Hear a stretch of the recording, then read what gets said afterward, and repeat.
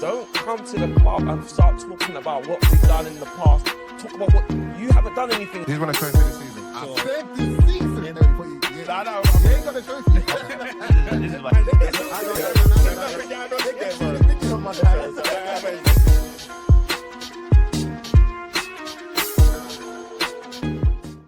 Hello, good morning, good afternoon, good evening. Whatever time you're listening, welcome to another episode of Podcast Pundits. I'm your host for today, Dre Man, back in the hot seat. Avid Man United fan. The less say, the better. But let's just see who we got in the room with us today before we get into it. Starting on my right, Della. Hello there. Della Strada, the man of the people, the man of the streets. What's going on, guys? Oh my God. Okay, good. What are you saying? How's this weekend of football been for you? Yeah, it's been good, man. Just, enjoyable.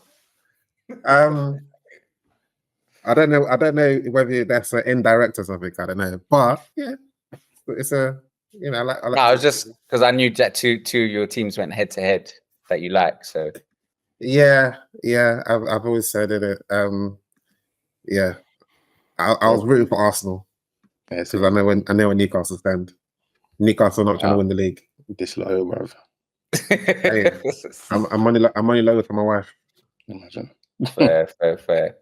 Moving on next. Who else we got with us, Joey? Yo, it's your boy Joey Nomadic, aka Liverpool's #1 top supporter. Don't know how to feel, bruv. I'm not used to this feeling, bruv. I'm gonna need you. I'm gonna need Marley and Dre to coach you on what to do next. You're so far from us, bro. It's unreal. No, happy to be here. Happy to talk about football, man. Let's have it, boys. Moving on, Marley Mar. Yep, Marley Mar here, Man United supporter. Repping Real Madrid today. Yeah, man. I wasn't looking forward to this episode, as you can imagine. Yeah, I don't know why. I just shouldn't be looking to any episode that we do these days, but Man United just consistently in their dumps. But yeah, man, we can talk about it, man. Happy to be here. But Jamie, before you continue, last week, Miles, you said how far were you from the top of the league? We were 3 points. You said. Yeah. No. 3 points off of second place. Yeah, second place. What is it now? I don't know. I'm guessing 6. I'm guessing 6. No, yeah, exactly. It must be 5 now. Oh, no, everyone won. Arsenal won, and you guys lost. I'll check. You might be 6. We're not close. United have 7 points, and Liverpool have 15, so 7 points. I don't know. Second place. 8 points. 8 points. Yeah. No, 6 off of second place, sir. Yeah. Yeah, 6 off second place. Yeah. So, yeah, man. So we're out here, man, fighting for our lives, bro. But everyone's fighting for their lives at the minute. Quite a few teams, so we're not the only ones. But yeah, it's not good.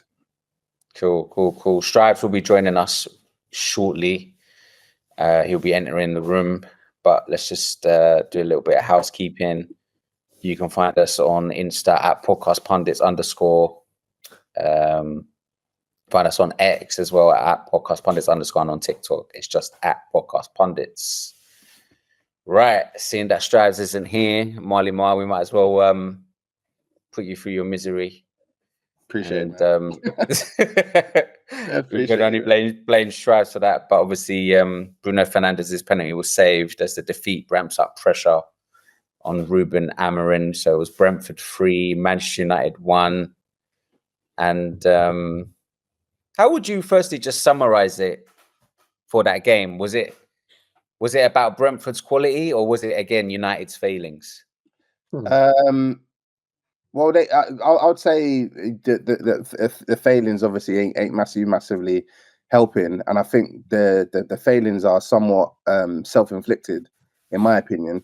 I think a lot of Man United fans, in fact, all Man United fans at this point, will probably recognise that the formation system isn't the one at the minute. I keep on hearing like the system's can't be the sole reasons why Man United are currently in the dumps, but I'd probably say that a large part of what the issue is because of that formation. It just, I don't know, like I don't know what it is about how he's deploying this 5 at the back, but it just seems like the players aren't getting it, and he's been there for what 38 games now, And I think at this point, if the players ain't getting the system or the what you're serving at the minute, bruv, you got to change the menu, bruv. Like it's as simple as that. Like the first goal that we conceded on the weekend was a baffler, because it's like under Ten Hag wanted to play this high line, and everyone knew to play the high line in a way that he wanted to do it. You could never ever let Maguire be the last man in that high line. For sure. But Ruben, for some reason or another, he decides to make Maguire, who runs like he's in cement, be the last man, and you're pushing the line so far up the pitch. I think it was beyond the halfway line. Like that's just a recipe for disaster. So on that one, Mark, would it be any different if it was Delete that was the last time? I think Delete is quicker, so I think he might have recovered. You never know. Obviously, like it's an instance where you don't want to get. The worst case scenario is getting counted in the way that we get counted. But I think you set yourself up for being in a little bit more secure if you have a like, for instance, if Van der Ren, for instance, for Tottenham, like they could afford to play the high line with him in the team because he has such good recovery pace. Yeah, like they struggled a lot whenever he was injured, but they similarly and naively still played the same way, and they got caught.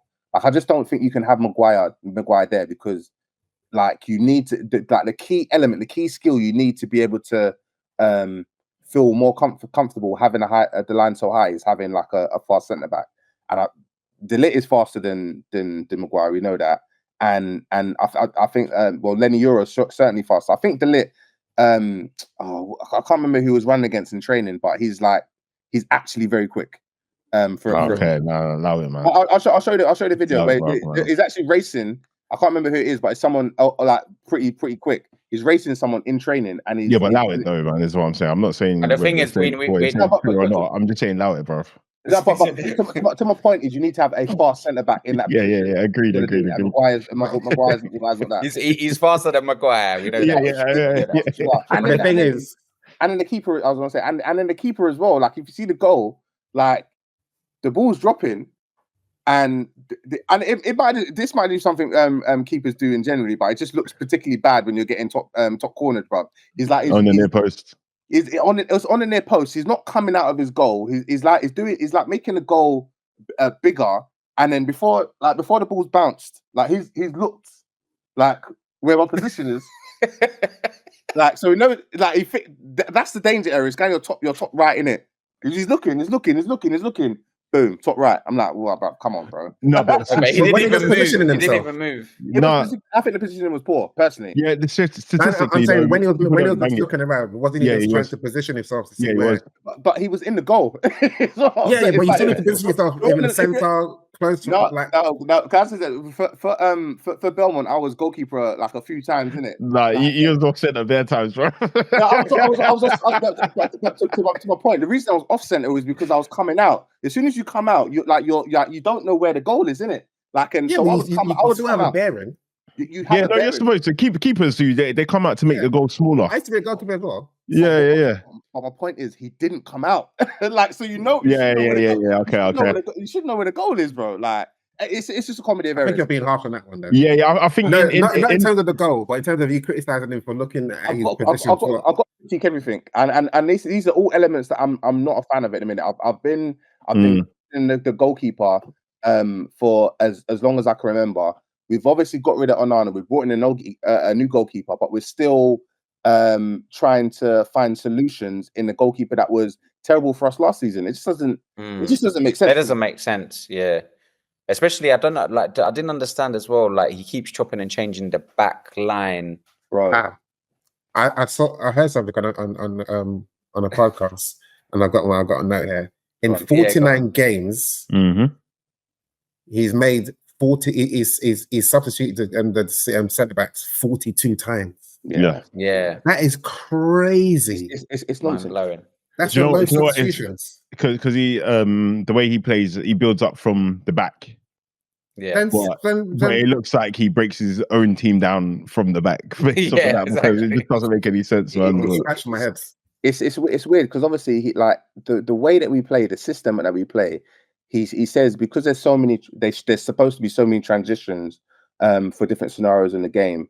Like you don't ever really have free centre backs. Sometimes like your centre back might be a midfielder, but it's weird because we don't have a midfield for one, and then that extra man that you're supposed to be getting from defence to be in midfield, you never ever see him anyway. So it's like this system is like theoretically it makes sense. Do you know why it makes sense? It makes sense because the different transitions that he's talking about, because I've seen it work when I watched Sporting play, especially in the Champions League. I think who's the guy that they had in centre back? There was a guy they had called Charisma, and there was the other guy Quartez that used to play for Liverpool. Yeah, these guys used to step into the middle and play line breaking passes as well. But you haven't got that in your. Nobody in your team is capable of doing that. Like Harry Maguire, he can switch the ball quite well, in my opinion.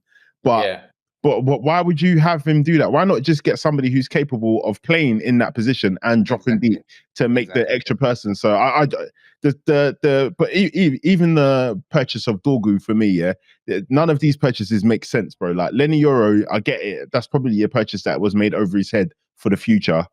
I understand that, but like, how are you procuring players to play the system that you want to play? You're not. On the subject of Lenny Euro, he's probably the most suitable defender out of what they have to play the style that you want him to play. But in what sense?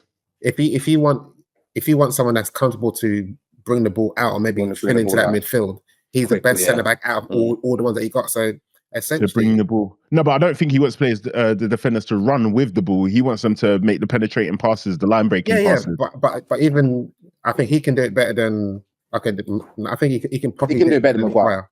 But essentially, build. I just don't.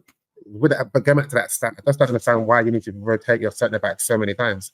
Choose your best three, and just work with it. Because if you keep on rotating it, one, you don't build relationships, and it doesn't help your goalkeeper as well. Your goalkeeper is like, okay, well, right now it's Maguire, delay. Oh shit, Euro's coming at half time. Like what? It's one of the most important relationships, bro. The goalkeeper and the centre back, bro. Because like he's coming out at this time, or this centre back is always gonna let the ball run across his body for me to go and get it, or he's gonna protect it out. You don't and you're changing the goalkeeper as well, bro. Like you go from Onana to this keeper who does. Yeah, the relationship building in the team is horrible, bro. Someone made a good point. Yeah, they said that United, and you alluded to it, Miles.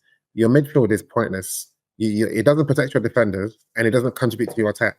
So it's literally it's a lose-lose. There was a time in the game when I saw Agate and Bruno Fernandes like both occupying the left wing, and I'm like, I don't understand why you two are here, because it's like you look at other teams and it's just like very, very basic. Like the midfielders are in midfield. Just stay in stay in an area, stay in a zone.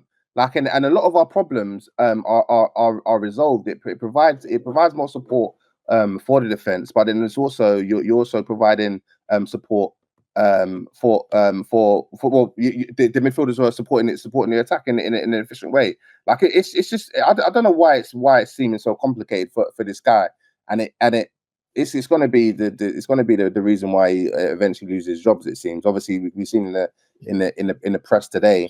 Like there's a like the heat on Ruben and his potential replacements is heating up, and when it gets like this, you already know what's going to come. Because the United fans, I think that the general temperament between United fans at the minute is like a lot of people are aggressively saying they want him out, and for the other side of the coin, some people just don't really care if he stays or goes, kind of thing, innit? And no one wants him to explicitly stay, and I think that's a dangerous place for any managers to be in.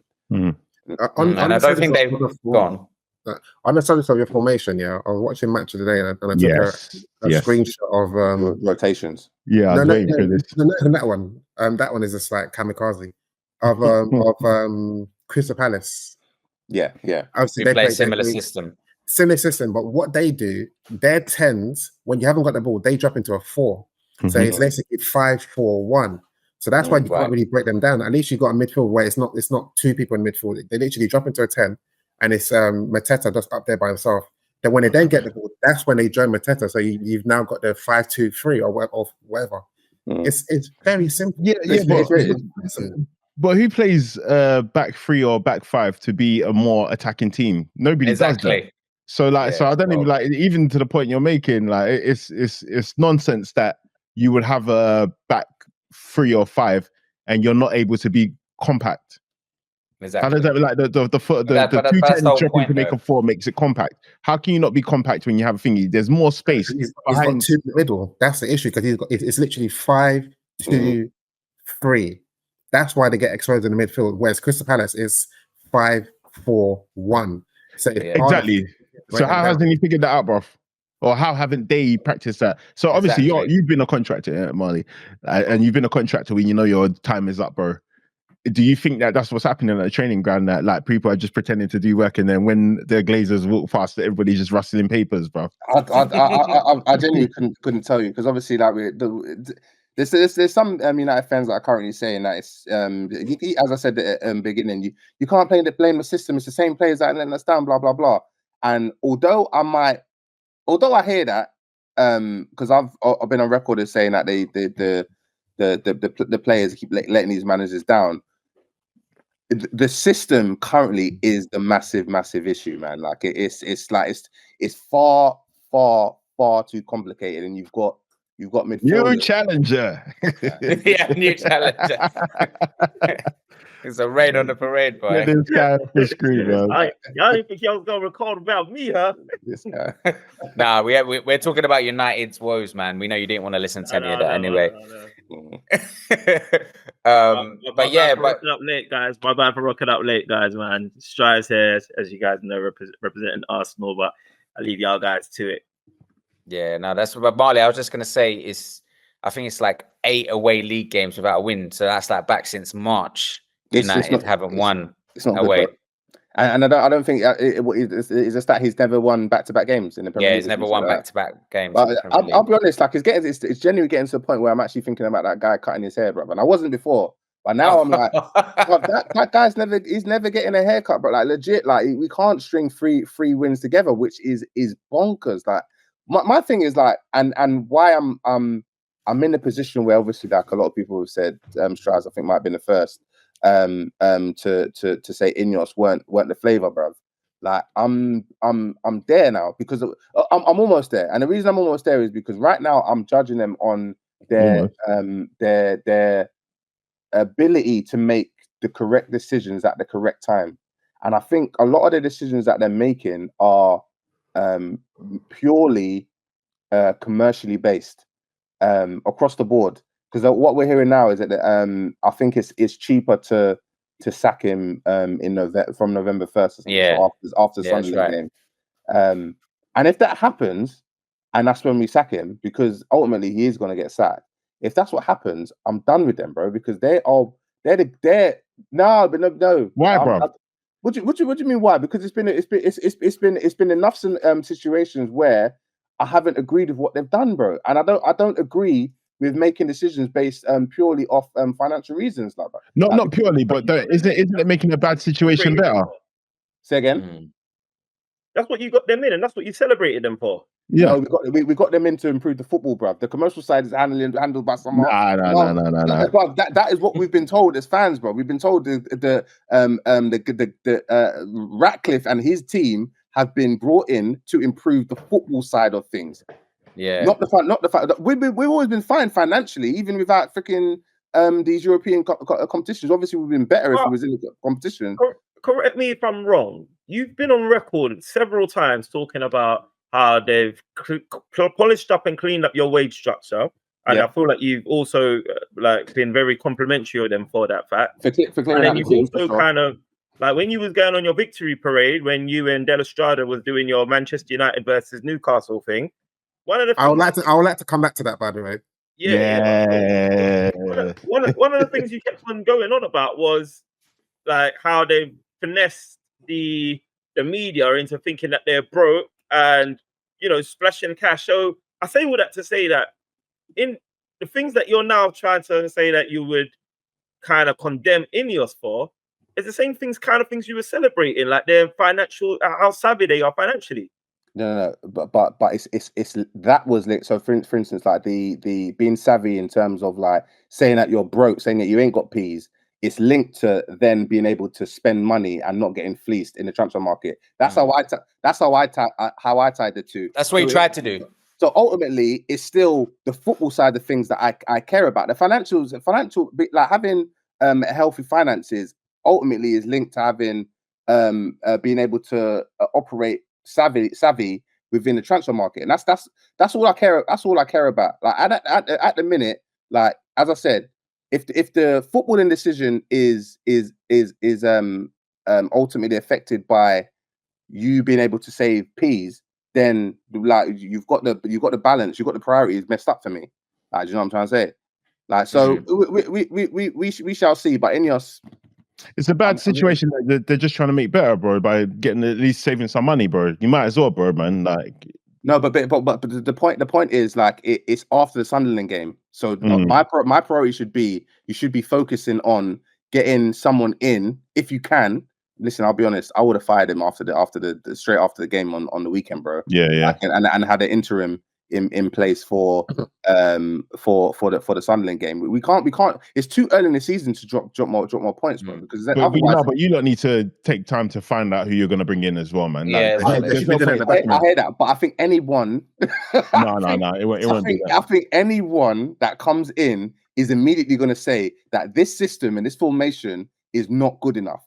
And then they're going to be rubbish again, like the other managers before that didn't play the system. But the team should be good enough to beat Sunderland. Is my point. Like, Brentford. Yeah.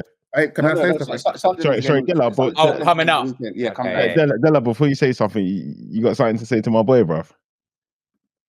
Who, Della or Marley Mar? My boy Jordan Henderson, bro, who's come and set the Premier League alight for Brentford, bro. Bagging assists regularly, bruv. Like you're saying, he shouldn't even be looking at the England squad. I don't even know how he can't get. I don't even know how he can't get selected for the England squad right now, bro. He shouldn't be in the England squad. So I take that as you don't want to say sorry to my boy. No. Hell no. Okay, Liverpool are missing him right now.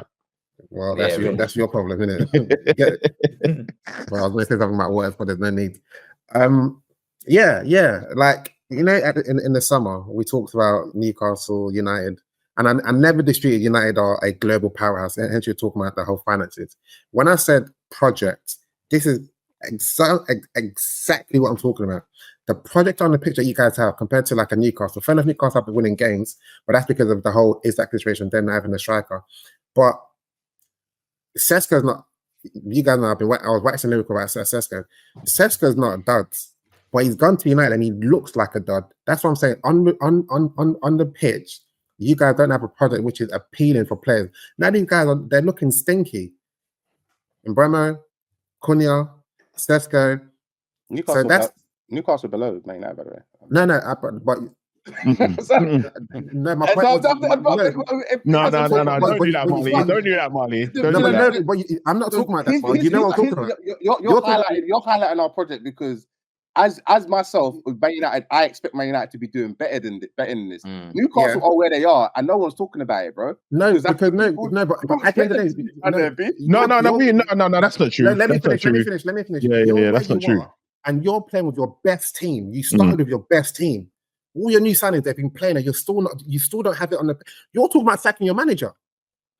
Newcastle not talking about sacking their manager. That's not players are going to Man United and looking worse than before they went to Man United. Exactly. That's what I'm saying. Players are going to Newcastle and looking better than before they went to Newcastle. Walter Mada scored 2 goals. He got one in assist. He's got one. No, he's got one. He wasn't even the talk of the town in Germany, but he's gone to Newcastle and he sort of fits in. Your players are still trying to find where they belong on the pitch. That's what I'm talking about, a footballing project. I'm not talking about anything outside of that. After that, yeah, you guys are the global power. Hence why you're able to attract the likes of Cunha and Bremer and Sesko despite not being in Europe. But on the pitch, you guys all look lost. We just had a 20-minute conversation about the mere fact that your manager makes 49. Yeah, in 49 games, he's made subs he's changed your centre back 42 times. We talk about a midfield that is non-existent. You just talked about an attack that it doesn't gel. So that's a footballing project. But anyway, that's what I wanted to do. I'm not saying anything about you guys being richer than Newcastle. I'm just more or less saying your project is awful. I'm not talking about that. I'm just saying Man United is still above Man United. That's not what I'm talking about. A bit above Newcastle, and there's a crisis current, and there's a exactly, and that's where you go wrong. That's where you go wrong. I'm talking about project-wise. This is where you go wrong because you're focused on the wrong thing. Yeah. You talk about project-wise because that's specifically what Della's talking about. What do you mean? You're managing about to get sacked, and you're talking about we're still ahead of you. It does. But of the exact situation, which played a part in how they performed. They didn't have a focus. My point is, even if you guys have your team. Even if Newcastle do have a better project, as you say, obviously you're comparing Man United's project to Newcastle's project. If Man United are doing bad in their project and they're still ahead of Newcastle, and Newcastle their project isn't worth commenting on, and they're below Newcastle, what do you mean worth commenting on? Because no one, hasn't been a crisis in Newcastle at the minute, and they're below us. It's not a crisis because everyone knows what has happened. They just lost their one of their best players, and they had to go without him for a couple of. And we've got a bad manager, bro. Hence what I'm saying. No. You can't get away with that. You can't get. It's not just a bad manager. It's a bad fucking club, bro. That's fine. It's a bad leadership. I don't need none of you guys. None of you guys supported me. I don't support you because of what your claim was that these guys are choosing. They should be choosing Newcastle because it's a better project. No. I said they are only going to United for money. Yeah, that's why I disagreed with you. That's why I disagreed with you. And I said Newcastle are a better footballing project. I agree with that. Hey, man, you support me that as well? Just checking. This is what he does. The mere fact that you're 5 games in, you're talking about sacking. I'm just hearing everything. No, but the thing is, sorry to cut you, Draymond. Obviously, Marley Miles had some choice words for the current gaffer, but I kind of get it, and I understand. Like, I get where he's coming from, but there's also an argument to say it might not just be the gaffer because it's the gaffer. Why I say it might not be because I was just having a quick look. I wanted to know how many managers have there been since Sir Alex Ferguson, and there's been like 7 permanent managers and 2 interim managers, and in all of that, you might have acquired a couple of domestic cups and I think a Europa League in that. Yeah, is that fair to say? Europa and a couple finals, Europa finals too. And what couple finals did you say? Yeah, 2 Europa finals. I was talking about since Ferguson. Yeah. Yeah, since Ferguson, right? So, all right, cool. So you look at that trophy return and of finals and whatnot, and you're like, okay, cool. Is that enough to pay and paper over the cracks? I would say no, because ultimately, every time you change your manager, your football, you've not been inspired by the football. In fact, I'd probably argue the happiest I've seen you, Marley Mar, I think maybe even you, Dre, man, was when you had Ole Gunnar Solskjaer and he didn't get anything. He didn't get no trophies, no nothing. That's probably the happiest I've seen you guys as fans of your club since Alex Ferguson. Ole and Jose. Say it again? Ole and Jose. Ole and Jose, all right. But then you sack Ruben Amorim, Scamarim, I like to call him. Then what? It's just the cycle just repeats. So the devil's advocate might be, what changes if you sack him? Like, we do. We definitely do better. But I don't know. It could be. Why do you say you do better, Della? But based on did they do better with Ten Hag?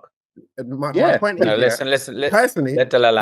Personally, yeah, I would like him to stay because I don't think he's a great manager. But we can't watch football and we see week in, week out that this formation that he's playing is not working, and we say it's not the manager, it's not the formation. You wasn't here, but I gave an example of Glasner playing the same formation, but Chris Madden have gone 18 games unbeaten. Ruben has lost 17 games. So the issue is the manager. Same example. Couldn't you use that example to prop up that maybe it's not the system, it could be the players? He's lost 17 games. It could be the manager operating the system, though. Yeah, you can say the players, but the players can take some sort of blame, but majority of the blame goes to the manager because that formation that he's playing is not suitable for his players. Yeah. He's playing in midfield where, you need to be Superman to play in that midfield. No, And- but and it's- Della, you see, the Palace formation wasn't suitable for Palace, though. But No, Ole but Jordan, Glasner, I explained to you, there's 4 midfielders in that midfield. no, but hang on. Ole Glasner has made these players play the position that they need to play in, bro. Yeah. So it comes to the manager. That's what Yeah, I'm trying to say. that's what I'm backing what you're saying, innit? Yeah. Yeah. It's, the manager but needs it's- to it's- coach He's these not being players better. flexible at all. Yeah. Mm. I think it's naive to suggest that changing the manager wouldn't immediately you see us playing somewhat better, because we're playing so badly now, and it seems very, very obvious as to why we're playing bad. The system is highly. No, it's not naive, Why man. is that naive when anecdotal evidence we've got just last season? We don't even have to go too far back. Yeah. Oh, last season, Eric Ten Hag was playing this dead also. He was in a similar position league-wise, and then you changed the manager and it got worse. So why do you say it's United's issue is that they're choosing the wrong manager.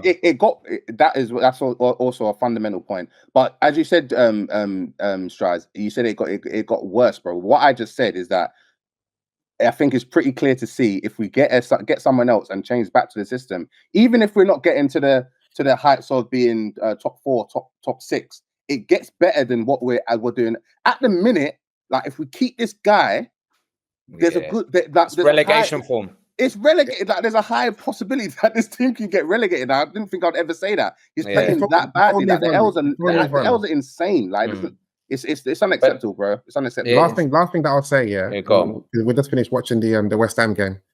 Oh yeah, it's on TV. So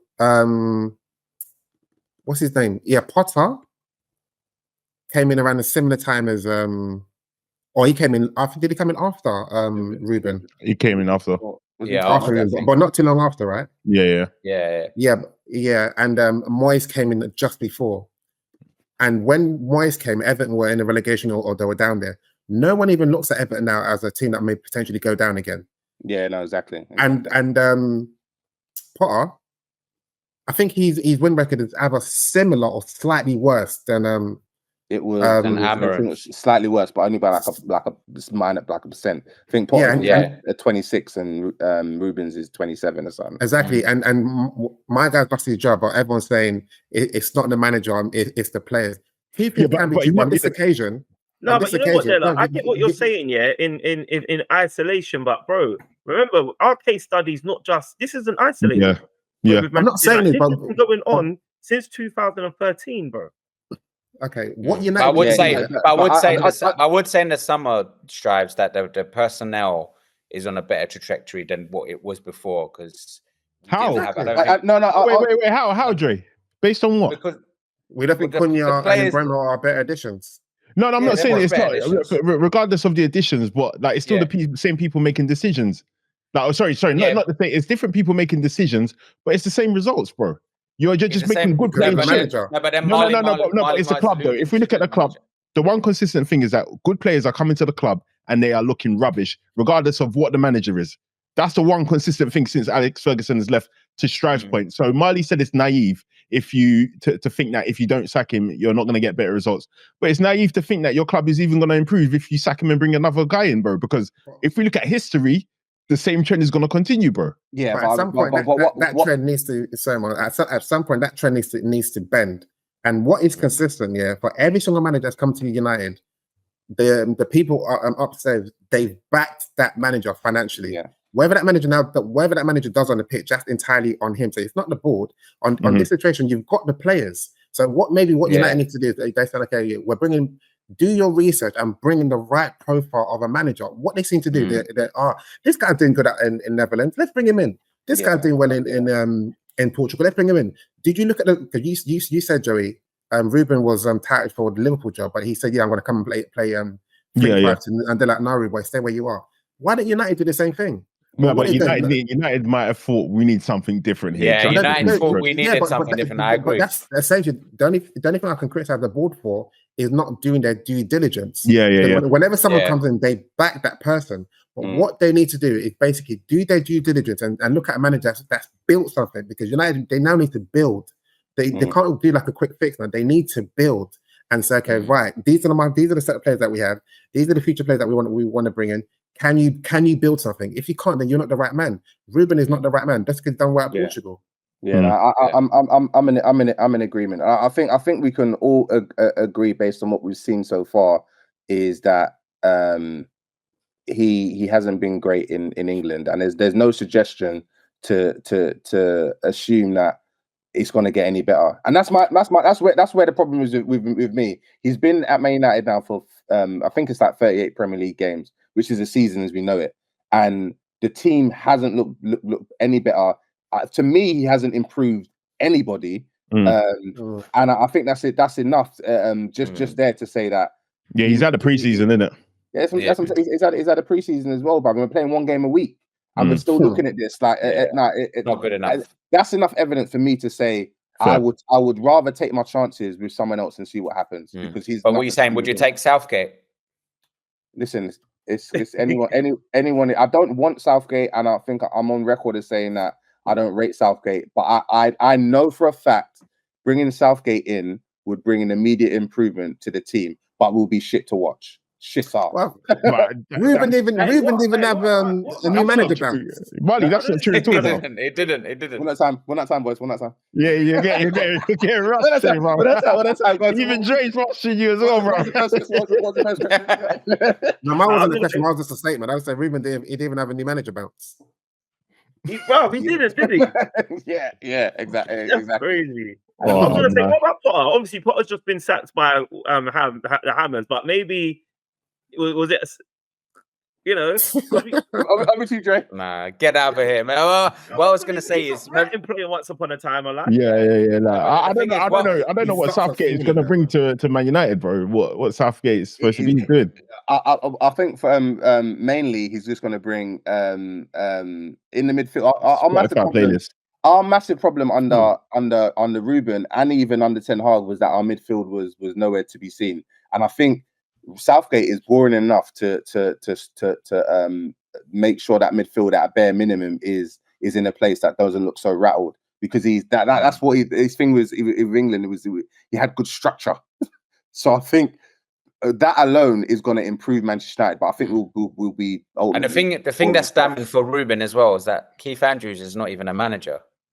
He was a coach. That's literally just a manager. No, but do you know what I mean? Like when you look at levels, that it goes to show that is he really up to scratch? Yeah, but neither was Arteta, bro. Doesn't really matter, man. Just do your research. Wasn't Keith Andrews a set piece coach? Well, yeah. And to be fair, Ruben come from the Portuguese leagues, but you'll be pressed to name 5 Portuguese teams. Bet that for a fact. It's interesting, actually. You know what's interesting? Like Ruben came from Portugal, the same league as Gyokores, but no one like had an eye to question his credentials.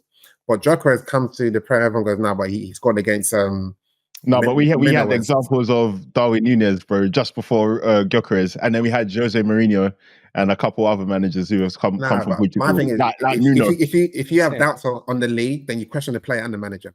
Well, we're there now. Like a lot of people are saying that. For sure. We're definitely there now. That's crazy. Shaz is activated, because we've not gone into the game. I'll just quickly touch on that before I go into it, because Strive's had me thinking about, like, obviously the amount of managers that we've had, and I think that Man United will become almost like a Chelsea.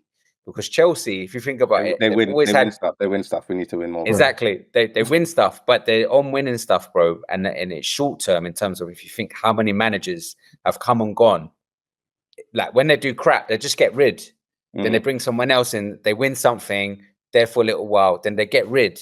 In for a little while, win something, get rid. So this might become United's philosophy, but obviously we don't know like what their plan is. They need to change, because I can understand what they're trying to do in terms of, like, they want to make the environment for a manager to feel comfortable. They want him to feel like he has time and enough time, which I rate. But at the same time, I think you also need to actually recognize when you've actually made a blatant mistake. And I just can't see any endearing qualities to Ruben right now, and him remaining at the club. It just I'm struggling to understand what they're waiting for to happen, because the system has never looked good. Like it's looked good in patches. Like for instance, it looked good against Arsenal. It looked good in pre-season as well. So it's looked good, but the midfield thing has always been a problem for me. Like, and I think it just seems like a no-brainer to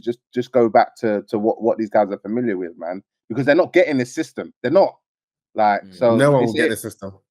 Yeah, exactly. I think the five at the back is it's just complicating it. I think it's just complicating the whole thing, bro. So we'll see. I was hoping on Monday morning we'll wake up to some breaking news, but no breaking news. Yeah. So but obviously we touched on it. I think last week that I think it was Della that said obviously United don't seem to win a game without the other team going one man down. Yeah, asterisk. So what did you think overall, just quickly, that Nathan Collins challenge on Mbeumo? I mean, it was a red card by the letter of the law. So, but Bruno missed, bro. So, and I've noticed this guy keeps on missing. He's on a sabotage thing. He's on it maybe, but he's got two different techniques of taking penalties, isn't it? Like, and obviously he does that stutter run up the same one that, what's his face? Jorginho does. But whenever he misses, it's like he's more direct. And obviously he's a good penalty taker for sure, but I just think I don't know why he doesn't just go to the technique that's harder to read, which is the Jorginho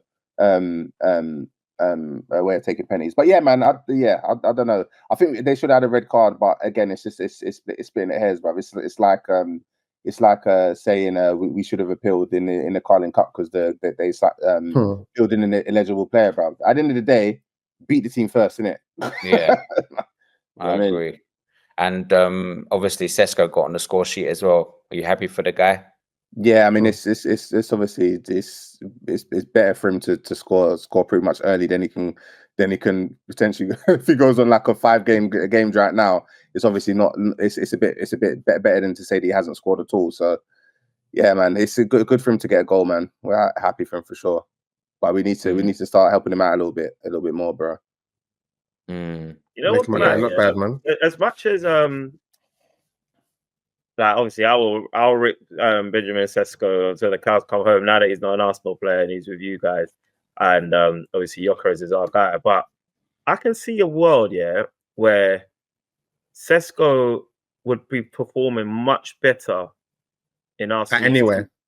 And Newcastle. Anywhere. But particularly at Arsenal's team, whereas I think Gyokores would probably be performing as well as, or but even better in the United team. 100%. And the reason why I say that, I know you're in this United team, no, not now.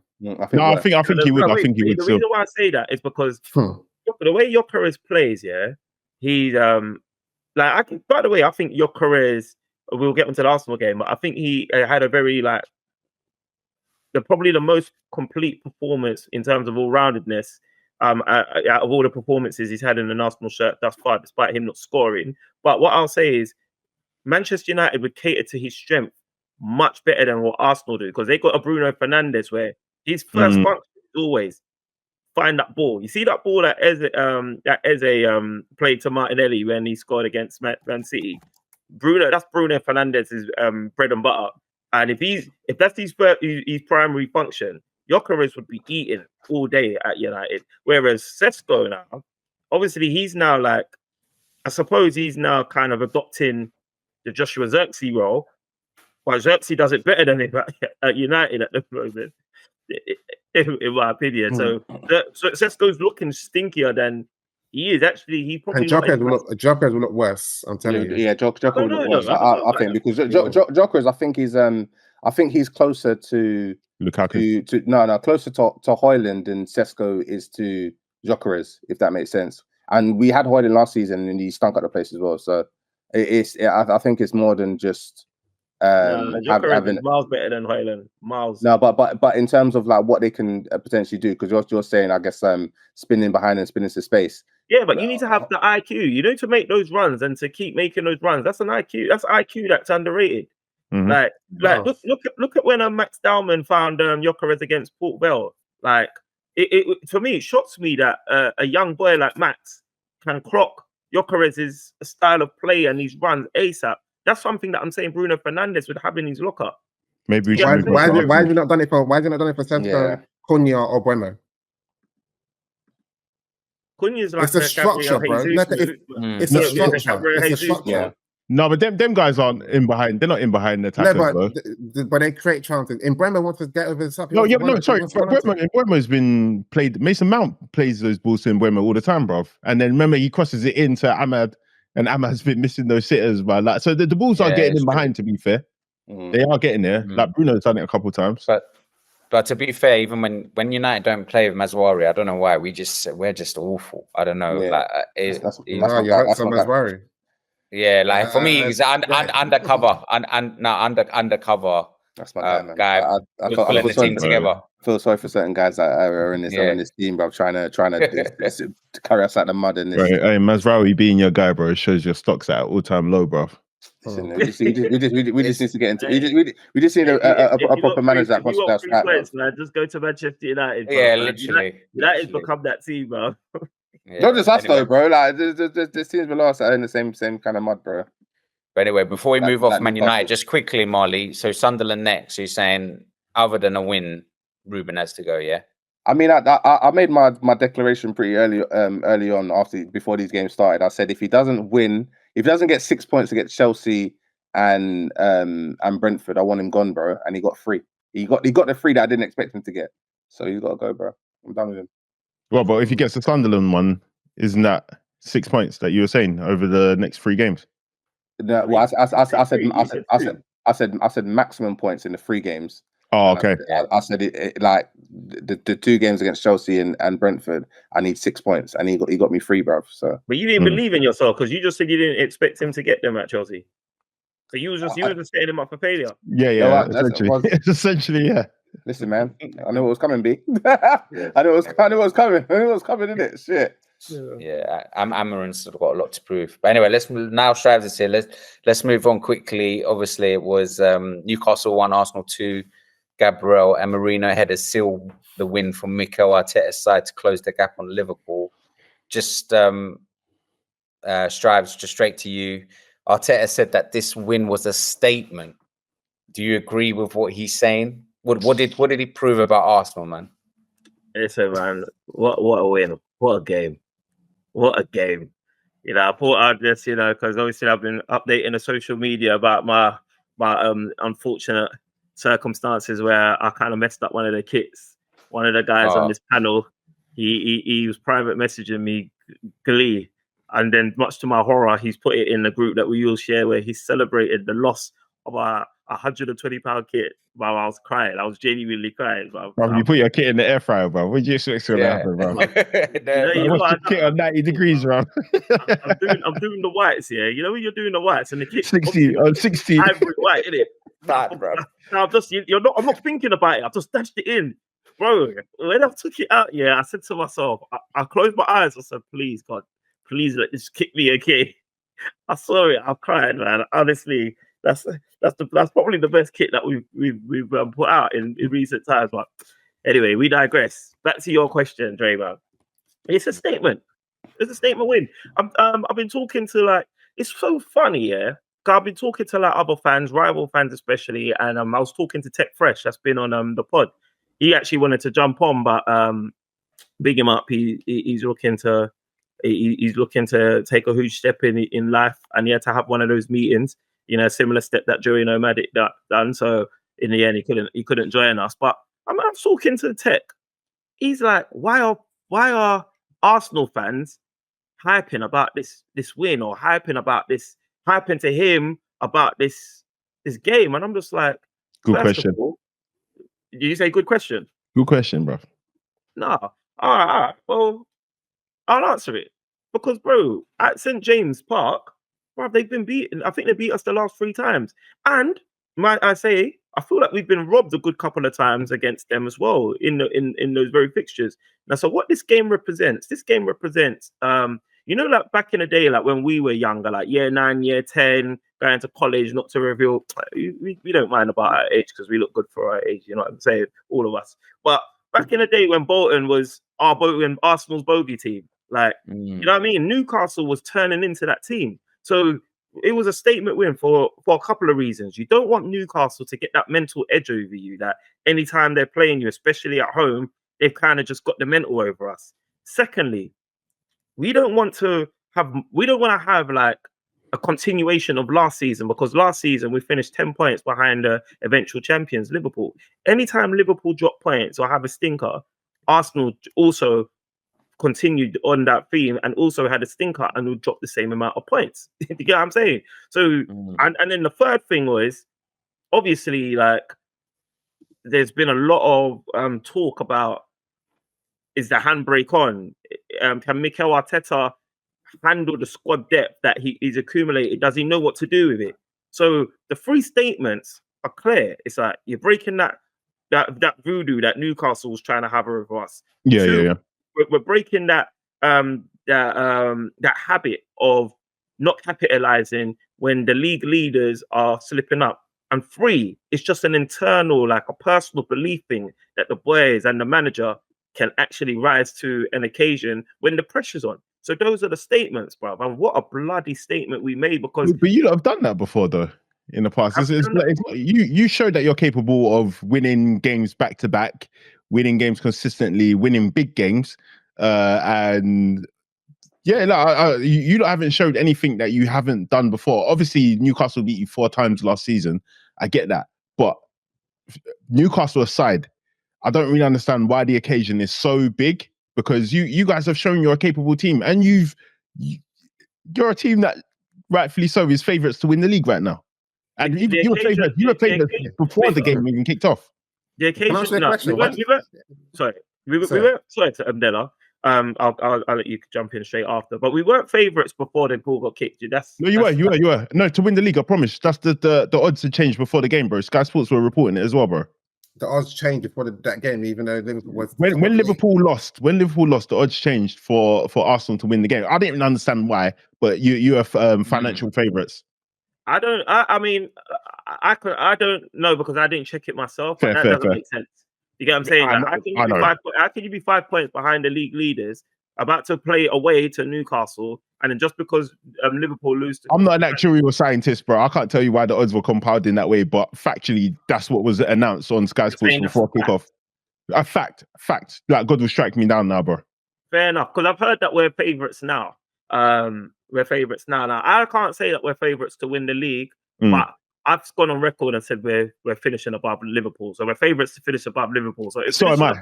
So am I on record. I'm on record as well, bro. No, because I'm sure you changed your mind after your Nope. I said you lot are favourites, but that's not my point. This that's is what Liverpool fans do. No, it's not. No. Wait. Because the last 2 seasons, what did I say? I said Arsenal are never winning the league. I said that for a fact. This is the first time I've said Arsenal are winning the league. So you can't say this is what Liverpool fans do, bro. Or at least you're a bit fraudulent, because I remember the episode when we did our Premier League prediction. But you look, whatever, you can have it. But no, I'm not having it, bro. It's what I said. You can't give it. It's what I said. It's all wax, bro. You can have it, bro. You can have it. But what I will say in response to like what you're saying about the obviously being favourites and just the occasion of the Newcastle game. And the occasion of it. No, I think like I kind of get what you're saying, but I disagree. And the reason why I disagree is because this occasion was different. We're now having this game off of the back of a monumental hate watching. Like, if you're an Arsenal fan, and even if you're Arsenal players or an Arsenal manager, this has been a beautiful weekend. Tottenham's top points. Chelsea's lost. Manchester United, even though Manchester United are where they are, just because of that historic rivalry, they've lost.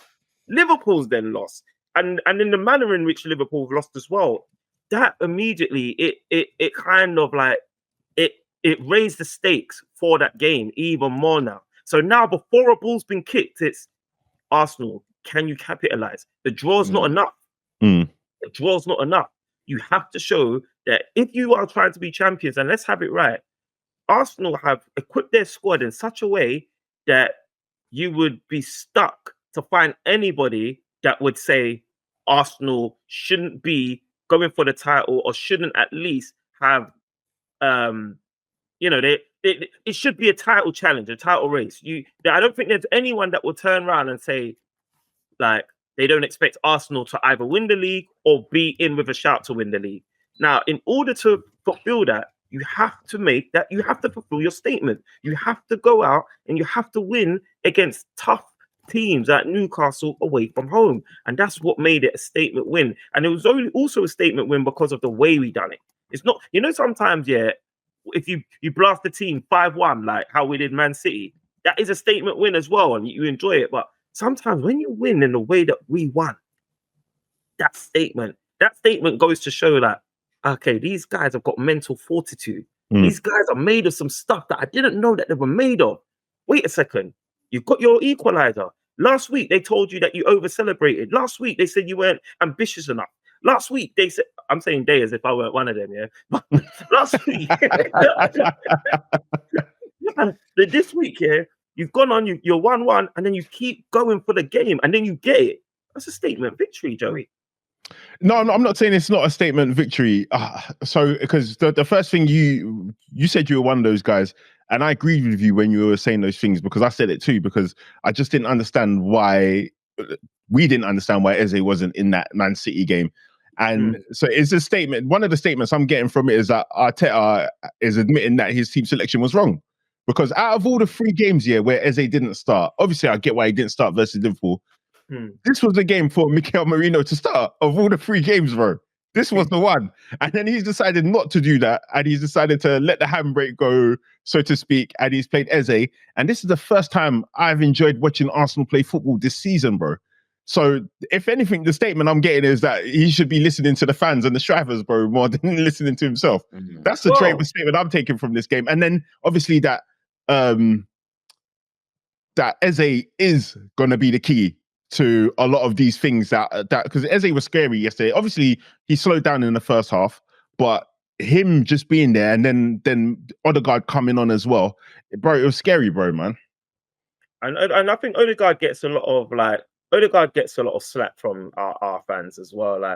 I was very happy to see Odegaard get introduced to the game, and for him it was a corner or whatnot, but for him to make the impact that he made, it was good. And you know what, bro? I don't take anything away from Arteta for learning from his mistakes. If anything, that's all I've asked from this guy. Like, you know what I mean? So when I'm saying, I don't know if I can call Arsenal to win the league because of the gaffer.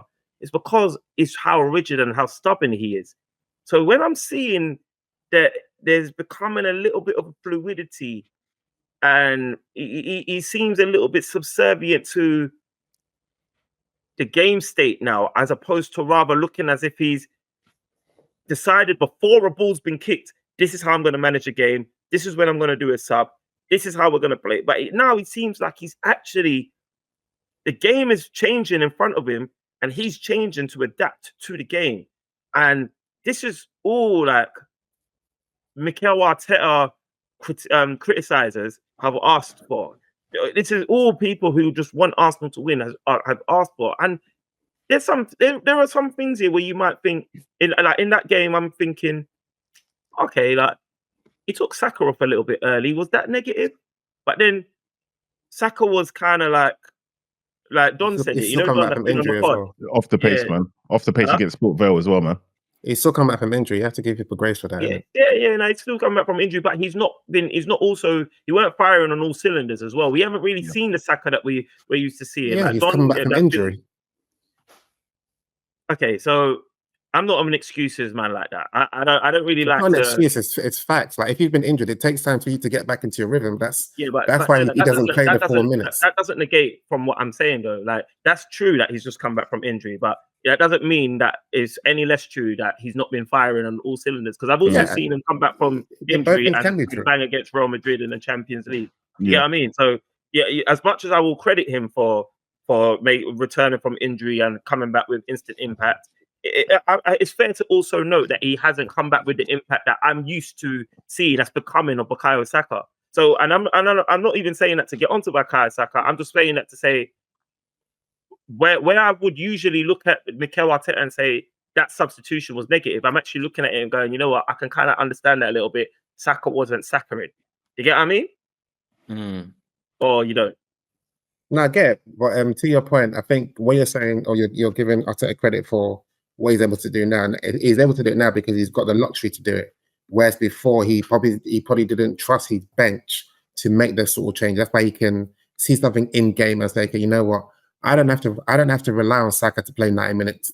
Saka, you can come off. I've got and someone else to come because he has the squad depth. If you don't have the squad depth, then you can't change games as much as someone like a fan will like someone to do. And that's the only reason why I think probably seems to be a bit different now than like in previous seasons. Because okay, if he doesn't trust Eddie Nketiah, is he going to bring Eddie Nketiah on? If he doesn't trust Emerson Smith-Rowe, he's going to bring those on. So that's why their squad last year, it was pretty small. Literally, players. Look what he done with Mascara and Saliba. Or what would he have started? But Slot brought on Rio Ngomoha, bro. So like, so what are you saying? Like, there's no way Slot can trust him, bro, because he's a 16-year-old, bro. I know, but how does that relate to the point I'm trying to say? Because he's had players to bring on, but you're saying now he trusts him. Now, hang on. But these are new players, though. But you're saying he trusts these guys. Yeah, like, he's built a squad that he now trusts. He's had the squad before. He didn't. But why doesn't he trust him? Because Slot doesn't. My point is, how can Slot trust Rio Ngomoha? He's a 16-year-old that's never played in men's football before. So how can he trust Max him? Dowman? For that guy, there's Max Dowman. He doesn't. Listen, this is our manager. I don't know. You're saying now he trusts because he's got depth, but last season he wasn't trusting, even though he didn't have the depth. But Slot doesn't have depth this season, but he's trusting players, so you can still trust, and you can still give a chance without depth. That's my point. No. The point I'm making, yeah. So for your that player that you mentioned, you've got Ethan Wanyeri, not Ethan Wanyeri. Sorry, you've got Max Dowman. 15 for 16 or whatever. Last season, Berman Arsenal had injuries as well, in their defense. So let's replay last season and versus this season. Mm-hmm. He would probably have to start Saliba. He was the option. Kyrgios. You know what I'm saying? But people didn't trust Kyrgios as much. And they're saying, okay, I've got Mascara. Okay, Mascara, you can start. Okay, you're not doing so well. Saliba, come on. It's a fact that he's got the luxury to be able to do it. Whereas in previous seasons, he didn't feel like he had the luxury. We can say yes, but he didn't feel it. He didn't trust Zinchenko. Hence why Zinchenko's no longer here. All these players he didn't trust, they're no longer here anymore. But is that an indictment on him then? Is my point? It's not an indictment because obviously not everybody's going to have the luxury, but you still have to use your squad to its full ability. And that's what he did. But he did that. He did that to an extent. That's why. He didn't though, because you're saying he didn't bring on Kyrgios in the same way he brought on Mascara. But Kyrgios did play. But in your example, you said that he wasn't confident in bringing on Kyrgios, so he couldn't do with Kyrgios what he did with Mascara. That's your example. But he could have done. Okay, he could have. He couldn't have. That's irrelevant. But we can't look at those two players and say Kyrgios versus Mascara are levels. We can see Mascara is a lot better than Kyrgios. Essentially, what I'm saying, he could have done it, but maybe those players are not as good. They can be a liability. I agree. He could have used as Zinchenko. But how many times as Zinchenko been a liability? Hence I'm saying, so now he's okay, cool. Okay, Calafiori, you're not playing too well today. All right, Miles, come on. He has faith in those players. That's why I'm only saying what Strive say. Now he's able to manage in game. What he's doing it because he's got the luxury to be able to do. He didn't have that before. But isn't that an indictment on him, though? I get your point. No, but last season there was injuries as well, so he used all of the material that he could possibly use. No, I'm just saying, isn't it an indictment that now you have to basically build this squad where you have two elite players in every player? But not every manager does that, and managers have been winning leagues without that, though. Yeah, but that's unfair because he's been doing that before. And I think maybe. Let me just finish this, and I'll let you just wrap up. And this is what it's not. He's got very close to winning the league with such a thing where he didn't have that much faith in. Yeah. So he has been doing it. He assembled that squad though. Yeah. So what does that mean? So you're saying he's assembled a squad that he didn't have faith in? No, but hang on. No, but hang on. The whole squad. My point is that he's assembled a squad that he doesn't have faith in, but other managers are doing things with squads that they haven't even assembled, but they're still doing things not even assembled. Let's say, for example, Pep in his team, he won the league and he had loads of players who he's now gotten out of the squad because he didn't have faith in them as well, bro. Yeah. Pep has probably done like 2 rebuilds. No, but regardless, but Pep has done Arteta's done a rebuild. My point is that you can't. it's an indictment on you to have the luxury of having 2 quality players that you can trust in every position before you start trusting your squad and using it to its full capacity. But Arteta as well, as to I think just mentioned that he's finished second like 3 times in a row. So even if he didn't trust his squad enough, it's just a case of he didn't trust his squad enough to rotate it as frequently. But he didn't need to. Now obviously he's trusting. He did, bro. He did because remember people were talking about Saka dying on his deathbed, bro. But when I say didn't need to, he finished second. You got what I mean? But second's not first though. Marlon's saying it in a negative way. He's agreeing with you. Oh no, he's not. I'm not. It sounded like Marley Mar was praising him, exactly. Because in my mind, if you're saying that okay, he didn't need to rotate his squad because he's finished second, that means you're looking at second as a favourable thing. But he, obviously his intention wasn't to finish second. I'm saying obviously he landed in second, which is decent. Now obviously the squad is in a position where it's good enough for him to feel comfortable that he can rotate the squad and still go for the league, because those previous seasons he was still going for the league, wasn't he? Yeah, I get you. He was, but then if we go back to as to why I'm giving Arteta, I'm getting a bit more impressed with him.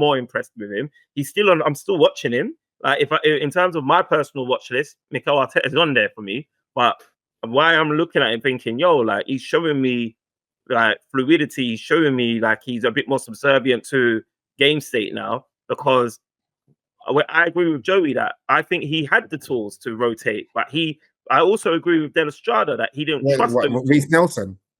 I trust it, bro. Like you Reece Nelson is better than Rio Ngomoho, bro. You gave Reece Nelson 100k a week and then didn't play him. You know what I mean? So in my mind, like for whatever reason you can give the guy 100k a week, you must be able to use him more than the way in which you used him, to the point you've now where he is where he is. Emil Smith Rowe, like I'm always been a big fan of Emil Smith Rowe, whatnot. But yeah, you got rid of Emil Smith Rowe, but as the season unfolded and the injury crisis hit us, I'm looking at that thinking Emil Smith Rowe may have been useful at times. You know what's interesting about even that? in Emil Smith Rowe absence, we still got Ethan Ranieri, and we saw Ethan Ranieri was of the level to the point we were having arguments on is he a wonder kid or not. But I saw Ethan Ranieri not used a lot of times. You brought up Kyrgios. Now, obviously, Kyrgios had his critiques as well, but Kyrgios has also shown he's very competent. Now, I agree with you. He's not at the level of Mosquera, but he's also at a very good level that he could have been rotated. And, these are things where if Mikel Arteta was potentially braver, who knows? Maybe we might not have finished second. Maybe we might have clawed that gap with Liverpool at those times, and maybe we might have won those leagues, or maybe we might have won the league when we finished 2 points behind Manchester City. I'm just saying this season, it's a little bit early to say because only 6 games of the league's been played. So far, I'm seeing Mikel Arteta seems to be learning quicker from mistakes that he's making, and I'm a little bit more confident that he might prove me wrong. Yeah. No, I'm a little bit more confident. I can't say that he will because he still does some stuff like the Man City thing. But Nottingham Forest, I was particularly impressed with his managerial performance. And against Newcastle, I had to say, you know what, Mikel Arteta, fair play. So the more and more he has me thinking fair play, I have to give him his, because if I can give him pelters, I've got to give him his just dues. So is he trying to basically... Are you saying you're basically impressed because he's almost finding that balance between control and attacking? Yeah, and even if when things aren't happening, he's adapting.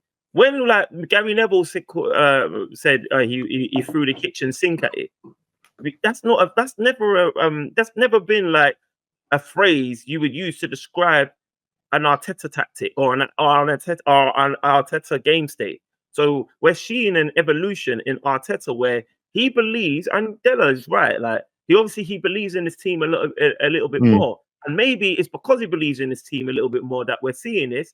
And if that is the case, then maybe Joey's also correct that could also be served as an indictment against him, because we're only seeing this level of quality of managerial prowess from him when he's been given when he's almost been an ultimate the keys manager. to the Ferrari. No, Yeah. it's not an indictment because you buy players at different stages, and maybe the team progressed quicker than some of the players.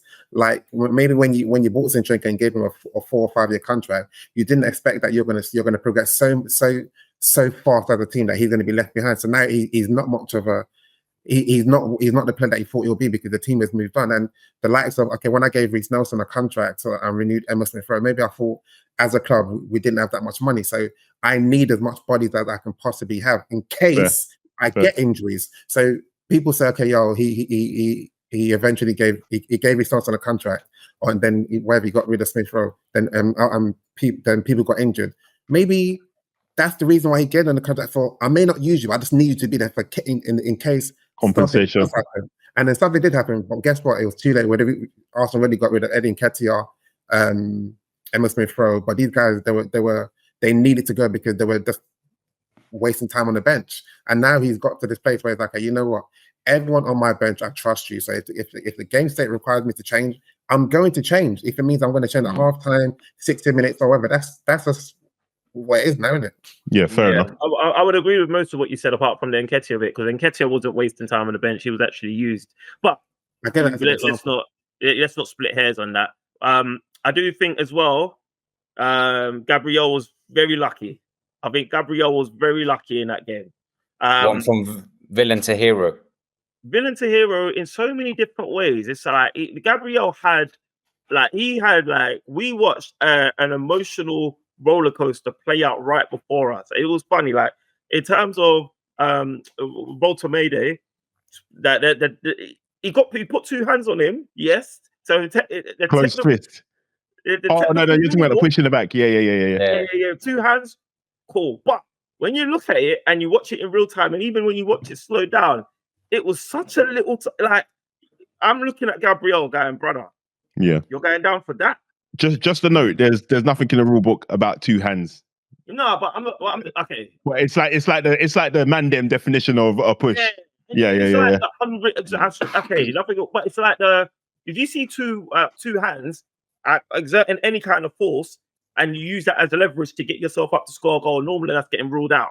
But on this occasion, you can't fashion that argument for Gabriel. It was too weak of him, and then he lost his head. He punched him in the face.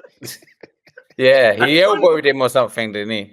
Yeah. Whatever he's done, if Voltamede goes down, Gabriel's off. Yeah, he's sent off. So that's the next thing. Then obviously there's the penalty claim. Now, be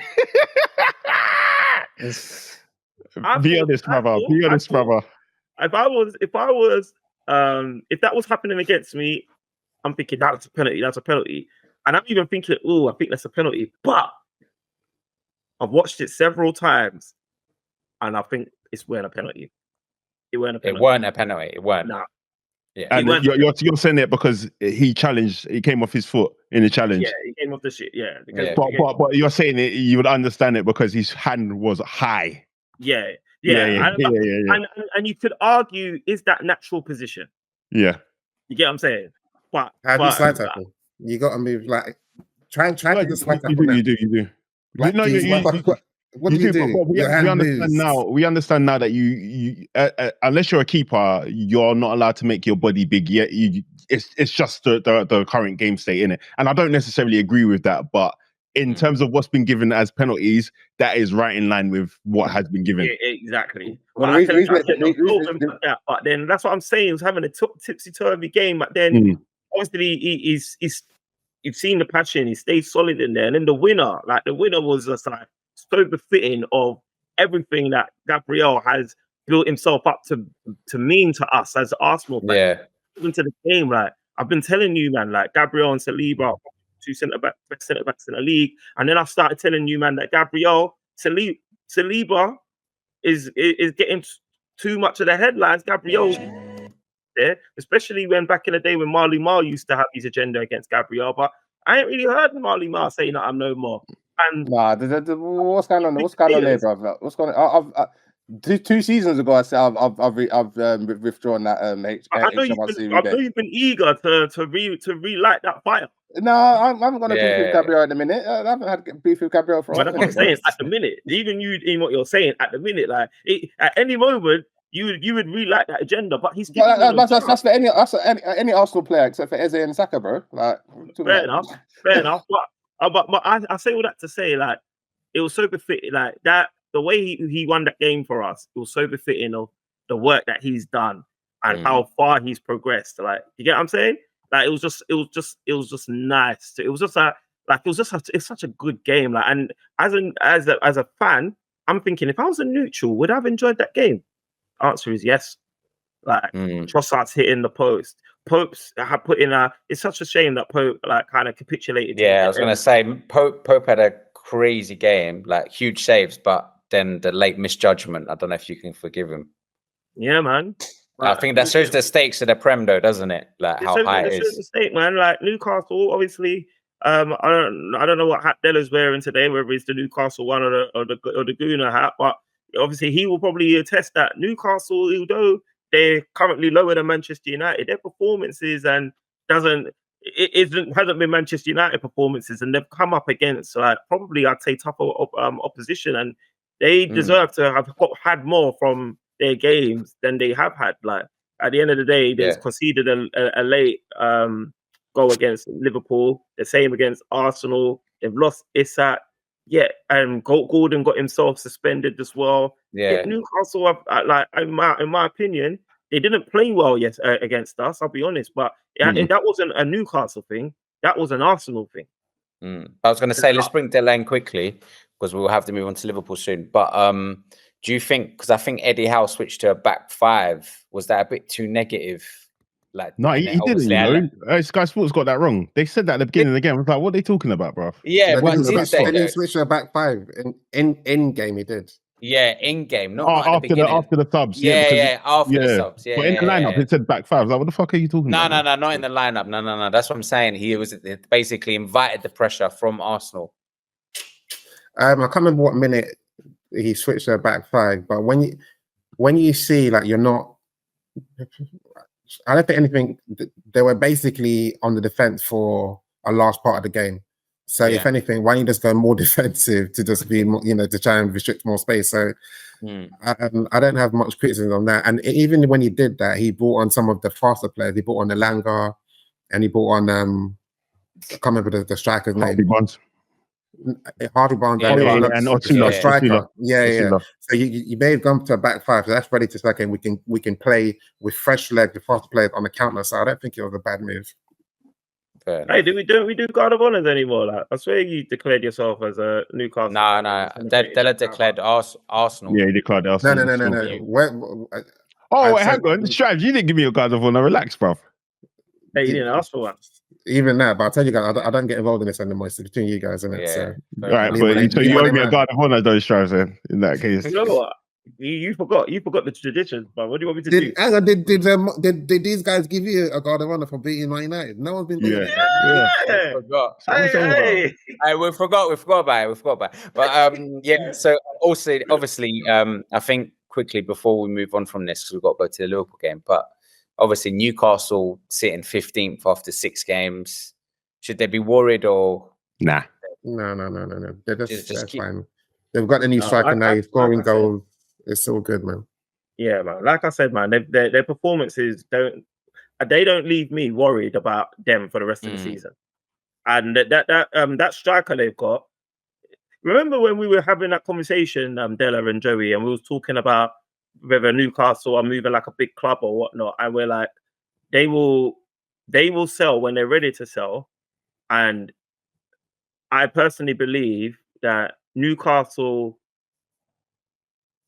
are good at finding. They're good at finding talent. But until they find that talent, they should keep on to Isak. And it's like they found this talent. They've got rid of Isak. And although Eddie Howe will come and say to the media that you can never replace Isak, but I think he needs to be careful because I think he's got a good player in this bottom and we know what Jan Wissa brings, well. So I just think Newcastle are they're in good hands, and I think they've got the personnel to fly up that table sooner rather than later. Yeah. Obviously, Arsenal have got Olympiacos and West Ham, so just keep doing your thing, basically. I'm hoping that I want Gyokores to get on a score sheet now. Like, obviously, he's got a couple of goals. This is what you're bought for, man. Huh? This is what you're bought for these games, man. Yeah, the big games. When I told you guys he ain't going to be Arsenal's number one striker, everyone's like, now you can see why. But the big games, I guarantee you, if Havertz was fit from the time of Man United, he wasn't going to play. But you know what? But you know what it shows that, Delo? Like, I think Havertz is just more. Maybe he's a cleverer player. He is, but it's a good thing to have. It's a nice option because you've got two players who are very different profiles. So if Havertz was available, I think people would appreciate both of them just as much because you will see the different profiles and the different options they offer to the team, and especially in the game status as well. Yeah, man, you might be right there. I do think though that Arsenal need to get a little bit better at playing to Gyokores' strengths, and as we get better, as that improves, I think Gyokores will probably nail being number one striker. I still think he will get 16 plus. But he's got to get a move on. Fair enough. All right, time's eluding us. Let's quickly move on to your team, Joey. Liverpool, obviously Palace 2, Liverpool 1, and Nketiah scored the late winner as the Eagles land a statement result over the Premier League leaders at the moment. But was you surprised, Joey? Or because I think before we were saying almost like Palace, almost a bit like a bogey team for Liverpool. And Liverpool, you've probably said it yourself, that you guys haven't really played well. So it's probably going to be a tough game, right? No, so that Palace being a bogey team, it's not really been that for a long time, actually. I think everybody harks back to that time when we were going for the title and then they beat us. And then a couple games after that. But I think the last 3-4 games I've been to Selhurst Park to watch Liverpool play there, Liverpool have won. Even though by the skin of their teeth, like Liverpool won those games. I think obviously the last time Palace beat us was at Anfield when Glasner first started and Adam Wharton killed us in that game as well. And then obviously they've drawn with us a couple times last season as well. So I mean it was a game for us to be able to win.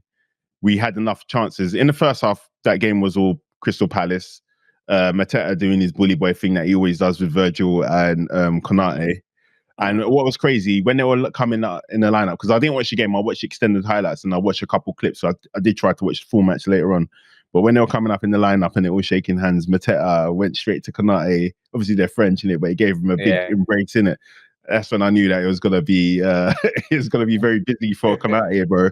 And Konate embarrassed himself, man. I've been calling Gyokores a fatty boom boom, bro. The way Konate was falling over himself was butters, man. So I think he's doing that same thing that Saliba was doing last season, when he's saying like showing Real Madrid that don't look at me, bro, like I owe you anything. I'm not coming to Real Madrid, innit? He's doing his best impression of looking like a terrible player. But like Palace, they spammed us, bro, in the first game with chances, man. Like they should have been like 3-4 up. Again, something that I've always liked about Arne Slot is that when it's not working in the first half, he will tactically change things and he will let the players know exactly what he wants them to do, and then you'll see an improvement in the second half.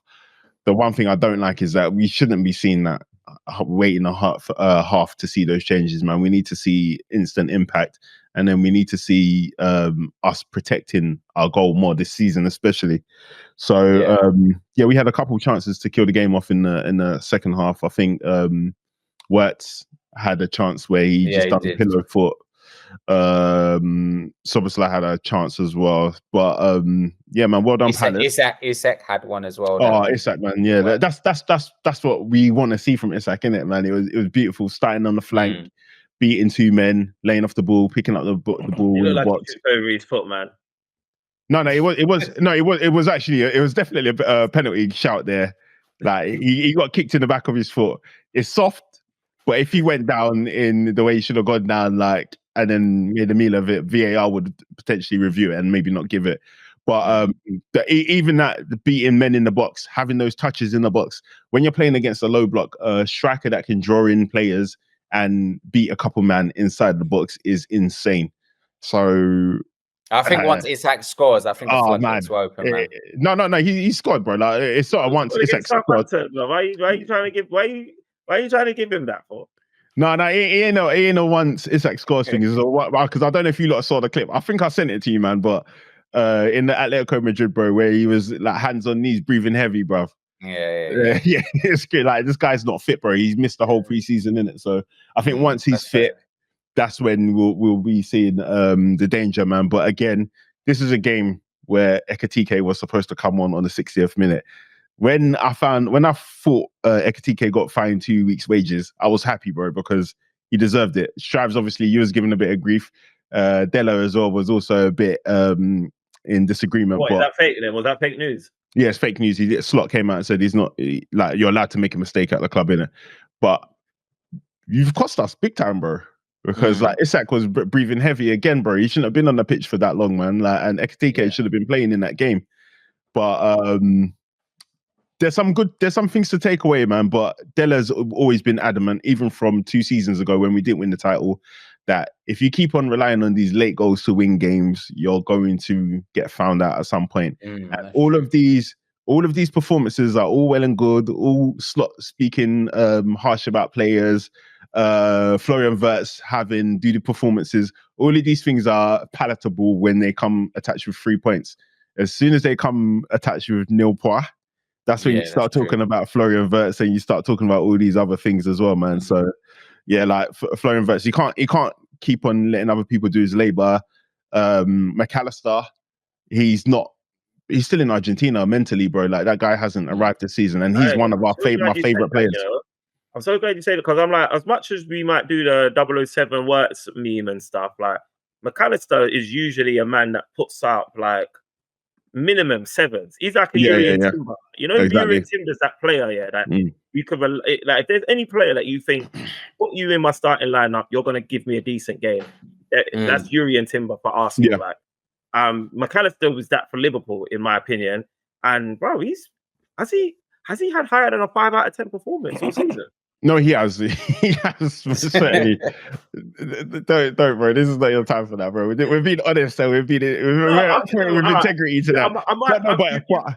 You can accuse me of exaggerating, but honestly, McAllister hasn't. I agree with your sentiment completely. Yeah, like he hasn't done anything for me to write home about.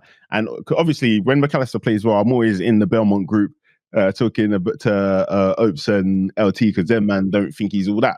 But I've not been able to say anything to those guys this season, bro, because he's been very underwhelming, unfortunately, man. But positives to take is Alisson is still on his grease.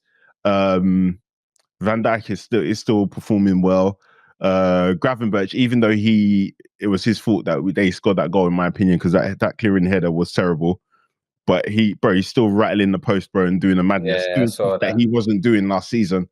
So he's added to his game, in my opinion, still doing that beautiful turn. Mo Salah.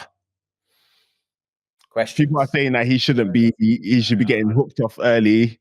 But my thing is that obviously the Strives and the Dellas who are saying this guy's not going to be doing what he did last season, he's doing exactly what he did last season, bro. He's being anonymous for 80 minutes and and putting numbers on the board, bro. So what's his numbers this season?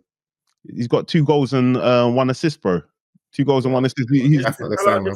It's not the same, bro. The season is over 38 games, bro. What do you mean? It's not but you're saying... Did Salah leave with something in this game? No, not this game. No, he stank. Exactly. He didn't come with 3 points. That's why people have to ask questions about him. Yeah. But in other games, we either leave with 3 points or he contributes a goal or something in the game, innit? So, like, my thing is that we know that he's capable of that. So, do you take him off just to appease the fans? No, he's not to appease the fans. He's taking off and not doing well. No. Hang on. That 1 second of brilliance to get you that goal. Exactly, because Dela, when he scores goals, bro, he's not playing well, bro. And he still contributes in the game. So it's like, But last week or the week before, I think I asked you a question. Yeah. If he's stinking or if his performances are not up to scratch, and he's not getting you goals or assists, how long do you persist with this? Because you can't persist with the whole season. But it's like, how long is this piece of string, bro? Oh, come on. And who's the alternative as well if Salah comes off? For me, it'll be Chiesa. It'll be Chiesa on the right-hand side because Chiesa has been coming on and he's been contributing. But Chiesa has been playing better when he's closer to the goal in the center of the pitch. Yeah, I would agree. I think with Salah, to what I agree with, I think because he's like a player that has the ability to change the game, you keep him on. Just because as well, I don't think Liverpool have that player to look upon on the bench that is immediately going to come in and potentially do as well as Salah off the bench. So I think you just keep him on. He's in that position where. So now it's like Ekitike, Wirtz, Gakpo. They've got people that they can call upon. It doesn't have to rely on Salah. Like, and that's what I'm saying. I understand that fact that you don't want to take him off, but if he does for 10 games, he's like, all right, big man, like, hold the bench for a bit. At what point? You know what I'm saying? So maybe it's after 10 games where you say, big man, hold the bench. Can I introduce something to the stage, please, that we could mull over? Because obviously you guys don't have Trent, and I've argued outside of Podcast Pundits and our groups, I've actually argued in the Gooners group actually with some of the Gooners, when I'm like, look, as much as we might rip Trent for not being a great defender or what have you not, Trent is very, very special in what he brings to the Liverpool team. And I don't know that you have replaced that just by getting a Wirtz for the creativity and a Frimpong. And I think De La Strada also, I might have had some reservations about Frimpong if my memory serves me correctly. And basically, I want to bring that up to say that I think Salah, and maybe just Liverpool in general, is suffering a lot because your fullbacks, I don't know if they've hit. I'm trying to work out if I'm being harsh here because I thought about this before I came online, but I don't feel like your fullbacks have hit the ground running, like especially Gyokores. No. Strives. It's not a mystery at all. But obviously, like Frimpong has been injured and he hasn't played as much. But bro, we saw against Burnley. Gyokores got hooked. We played against Atletico Madrid in the build-up, bro. We looked way better in the build-up because Andy Robertson played that game. Conor Bradley has been starting over him. Szoboszlai was there. We played better with Szoboszlai. So Della is always the first person to say that these guys give guys a season before you judge them. So there's like obviously the only person that's hit the ground running is Ekitike, in my opinion. Yeah. I said to you, have you lost something serious in Trent? Oh, come on, that goes without saying. That goes without saying, bro. But the thing that does it concern me losing our most creative player? Of course, bro. But I don't feel like I got that from a lot of Liverpool fans. I felt like Liverpool fans. Me, remember, where did I say that Liverpool are gonna? I said Liverpool are not winning the league this season. I've said that, and I believe that because the surgery that we have to do to replace our most creative player and the way we play, the way we build up our attacks is gonna have to. It's open heart surgery, bro. Obviously, you'd love for Wirtz to hit the ground running, but Slot hasn't even created a system to facilitate a Wirtz, bro. Isn't that questionable though? That's a record signing, and you didn't. You think your manager didn't think about how am I going to fit? No, I'm not saying he hasn't thought about it. I'm saying he hasn't. Well, he hasn't because it's 5 games in and he's no. You just said 5 games, bro. How can you judge a manager on 5 games, bro? He's 5 games in. No. I'm talking about the Wirtz. Like, where is his position? It's 5. No. If you bought a marquee signing, hang on. Let me finish what I was saying initially. My point is that I think Slot is creating a system to play with Slot, but the team hasn't clicked into gear in how to play. So with Wirtz, but the team hasn't clicked into gear how to do it. So it's going to take a couple games for you to get that system of now you're not playing with Trent. Andy Robertson ain't even there on that side as well. So it's going to take a couple games for you to now implement the system that you're working on in training. He have Wirtz more on the left in this game though, so it shows that he. So what's his position? Yeah. What do you mean? Wirtz's position is playing off of the left. In Slot system that he's been playing in the center. Hang on, let me finish. Wirtz's position is playing off the left. That's his position at Bayer Leverkusen when he came to Liverpool. Wirtz's position in Slot system is essential midfielder who roams. So now, obviously, we've spoken about it in the last couple of games that people are running into each other's spaces. So that looks like.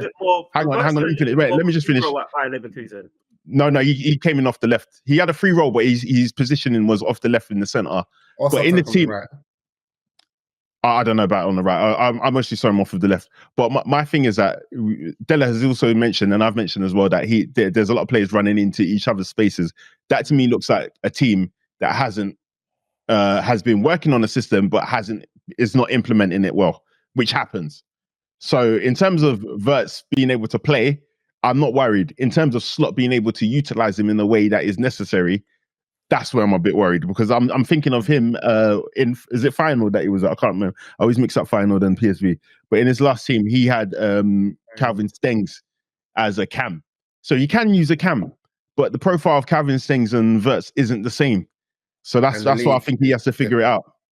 And the league is different, but and I'm seeing you like your Harvey Elliott, your Curtis Jones that couldn't get games, and Wirtz is. I don't know. Yeah, I feel like you're better off without him. Yeah, but I mean, every player that's not hitting the form, you're going to look better off without him. I think you look better off without Gyokores, to be completely honest. But it's hang on, Gyokores is getting numbers on the board, but he's not banged more. He's not done anything for me to say, oh, you know what? Hang on, he's not done anything.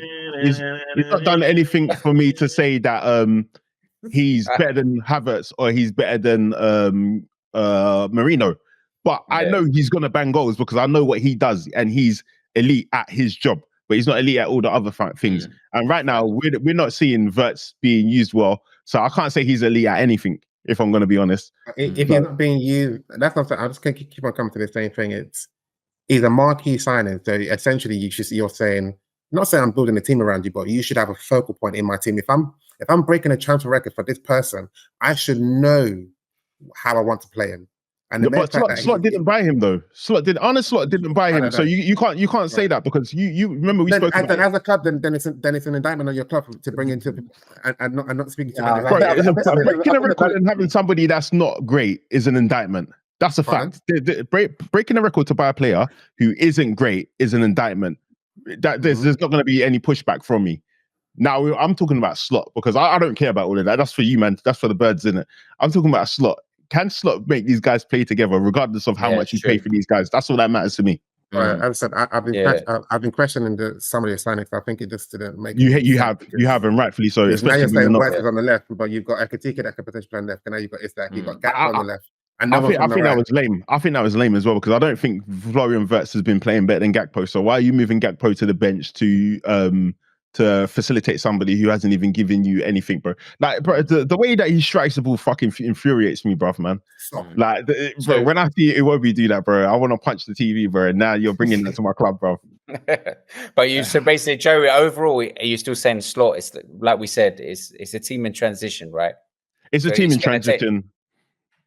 So it's going to take a bit of time for him to probably piece the team that he wants, or he's probably trying different avenues to see what really works best for him. Yeah, and again, that lends to why I believe, or they believe, that Arsenal are favourites for the title.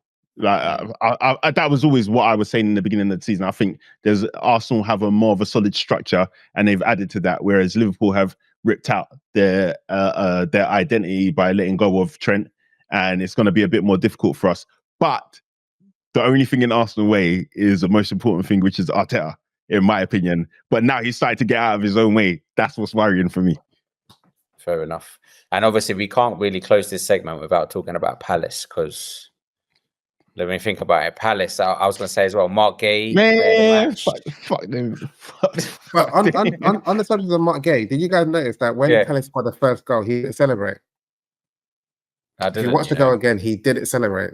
Maybe he's just locked in, isn't it? He was locked in the whole game, so it might be more a case of him just being locked in. What do you mean locked in?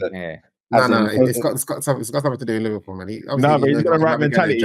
I don't think he's got anything to do with Liverpool. Mark Gay celebrates all their goals. He's the captain. Everyone ran off. Watch again. Everyone ran off. He just. What about the last goal? Then he celebrated the last goal. I didn't see the last one. No, interesting. No. It wasn't.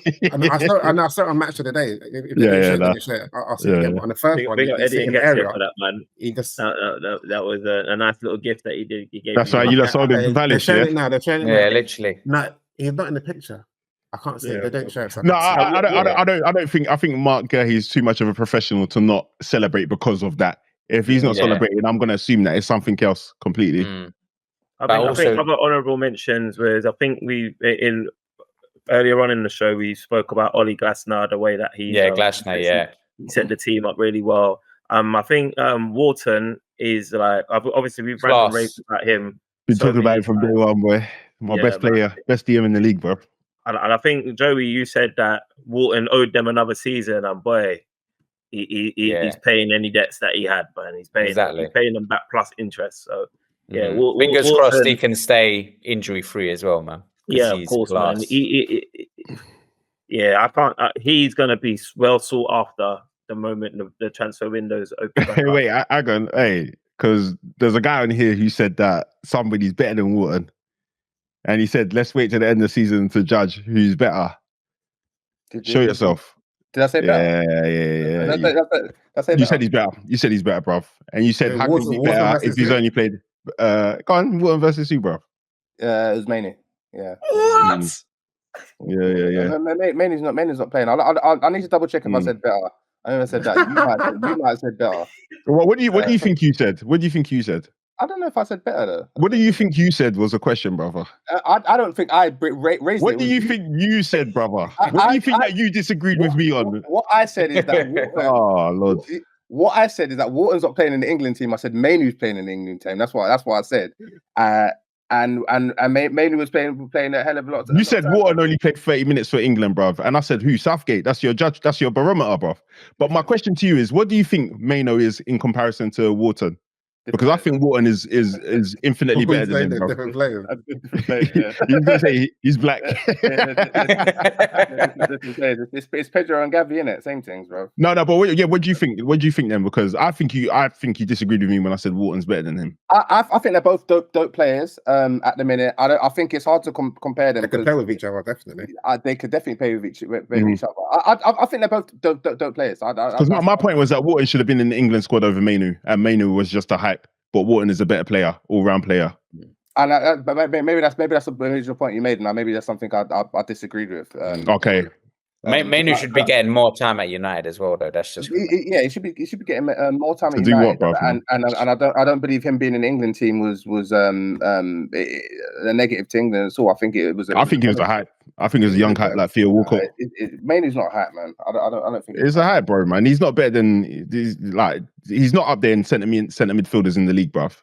And this is also additionally why the reason why I say Ruben needs to get the hell out of here, because we have this rhetoric, where brothers like Mainu are not ballers, like, and it's. Nobody said he's not a baller, bro. I just said he's not up there in centre midfielders in the league, bruv. People have been saying that he's not a baller. Like I've heard that, and I think that's incorrect. But it's just at the minute it's my word against the world against because he's not playing. So he just needs to play, man. And that's Ruben getting binned. Out of the two players, okay, I think Wharton's a 6, right? We can comfortably say that. Yeah. What's Maynard? I think that's what people always have questions over, because what's his position? Like, what would you say is his role? I think he's better in attack than having defensive responsibilities. So maybe like similar to probably what we how we're playing Bruno. That's how we should be. Wait. Bruno's playing CM deep. So how would you ideally play him in the team of his dreams? Where would he be playing? I'd play him as probably an 8. I think he can get up and down. He definitely can't get up and down, bro. He cannot get down, bro. You can get up, but he can't get down, bro.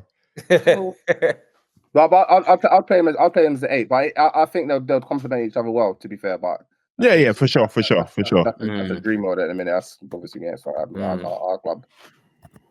Yeah, and would we all agree that probably Palace have one of the best counter-attacking setups in the league?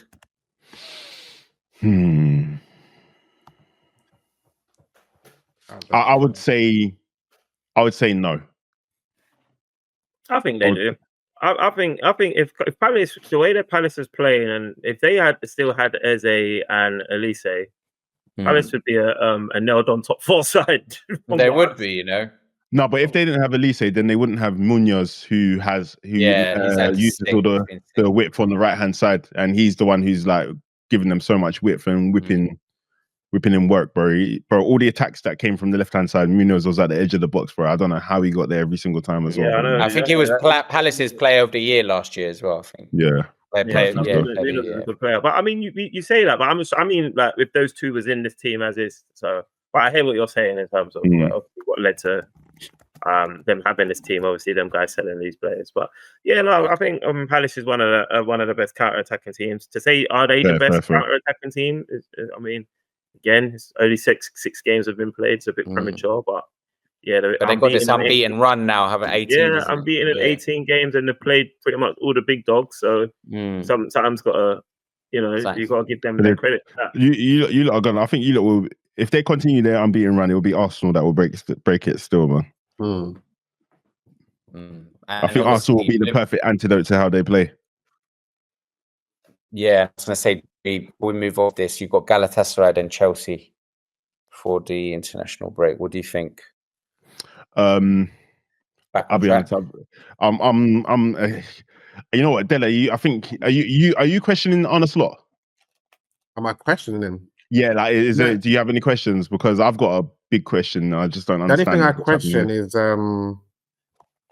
it's just the mere fact that I feel like it's okay. If you see Arsenal, they've been doing what they're doing. Sometimes performance is not so good, but they're missing some key players. Whereas Liverpool, they've had their key players and their performances have been underwhelming. That's my only concern, and we can't negate how things may change now that Isak's in the picture, because as you rightly said, the one person that's clicked in this squad is Ekitike. Yes, he's now got the suspension, and if he now, like, how are you going to balance? Okay, so far this is my best player, but this is my most expensive player. So you need to find a fit. The same way the whole story of trying to fit Wirtz into a team may impact your team negatively. You may have the same effect of trying to fit Ekitike and Isak, because we can see that emotionally, there's something going on with that guy as well, bro. But So I share that concern, and also I just don't understand this Chiesa thing, bro. I don't understand what this guy has, what his problem with Chiesa is, bro. Because because he's not selected him for Champions League, is that? Leone is got injured, so he's in the squad. But we're going to Galatasaray, and now we're taking 3 goalkeepers, bro. And Chiesa's not going on the plane to Turkey, bro. So so there's something's going on there. And then and then London Athletic, posted that. Shout out London Athletic, but he posted like maybe a week ago. It's like, we're not doing this Chiesa thing where people are gonna pretend they like Chiesa the same way people pretending they like Darwin Núñez. Chiesa ain't that guy. It's like maybe he's not that guy. Not a bad player though. Exactly, bro. But he's coming up, But LA's trying to say that Chiesa isn't a guy. But I think Chiesa is a good player, and he's been very crucial for us, whether he's getting minutes or not, whatever. Exactly.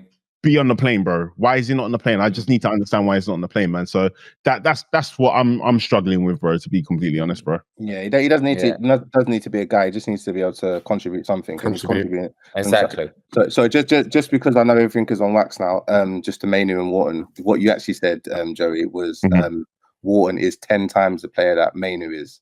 Oh yeah, he is, bro. And then I said, no, he's not. So how many times the player is he then? He's just not 10 times. All right, I'm asking you how many. I'm asking you on wax because we're doing it on wax, isn't it? There you go, you pussy. I like them both as players, and Wharton is not 10 times a player. Yeah. He is, bro. And we're going to see it at the end of the season. We're going to see it by the end of the season. That was your point, Joey. Just quickly, obviously. So those 2 games, what are you thinking then? Just quickly. No, bro. Like Galatasaray. I'll be honest with you, bro. After being top of the Champions League last season, bro, and then playing the most crash out teams to get knocked out by PSG after that, bro. I don't even care what happens in the Champions League, bro. Like, as long as we qualify, bro, that's all that matters to me, that's man. That's the main thing, yeah. Yeah. But then obviously we got Chelsea after that. Yeah, that's a huge game, innit? Like, obviously you don't have to worry about them. They got so many injuries, bro. I know, man. But even though we beat Chelsea last season, and they beat us in the game after the season was done to me, but in the game we beat them 2-1, they outplayed us in that game. So I feel like Maresca does have Arne Slot's number to a certain extent. So I know Maresca's lost 2 important games in a row, and bearing in how much money Chelsea have taken from Arsenal and spent on Brighton, like they've lost to them. So now we've got Maresca losing 2 games in a row, and we have to play against them, bro. Like you're playing against an animal with their backs into a corner. So it's we should be winning that game on paper factually, but yeah, it happens. But Man. no Palmer. I don't like the way this drives guys just eating and smacking his lips like that, bro, man. This guy's too happy, bro. This guy's not eating food like that in the last 3 years, bro. All of a sudden, he wins one statement game, bro. Flipping hell, bro. But obviously, just to round up the other games, you talked about Chelsea. They lost to Brighton. What we saying about Maresca? There was a bit of talk that he might be on the. Direct that question to Marley Mar. All your Chelsea questions directed to Marley Mar. And Stride, bro. No, Marley Mar. Direct it to Marley Mar. He picked them to come third or second. Over Arsenal, bro. Yeah, no, I was just saying there were rumours after they lost to Brighton that Maresca was going to get sacked. I don't know why that is, to be honest with you. I mean, I guess that's he's having disagreements with the board or something, or the players or some shit. Because it can't be performances, because they haven't been that bad, have they? No. They've been bad in games, to be fair. They had a lot of red cards, though. Yeah, and a lot of VAR help. A lot of VAR help as well. Yeah, that's a fair point. I mean, I don't think they're in a. Well, I don't deem them to be in a crisis, but I know there's been talk of potentially Maresca being replaced. I don't. Yeah, Chelsea, you can't figure out Chelsea. They beat they move to the beat of their own drum, man. You never know what they're gonna do. Very up down. Obviously, Man City thrashed Burnley. Just resuming. Oh no. So Chiesa just came on Sky Sports. He's injured, man. Okay. Yeah. Okay. There you go. Oof. So Man City resuming service as normal. 5-1 against Burnley. Just plugging it in. I watch it, man. But big up Man City, man. They're doing their thing, man. Bun them though. What was it at Etihad? Yeah, it was at Etihad. Yeah.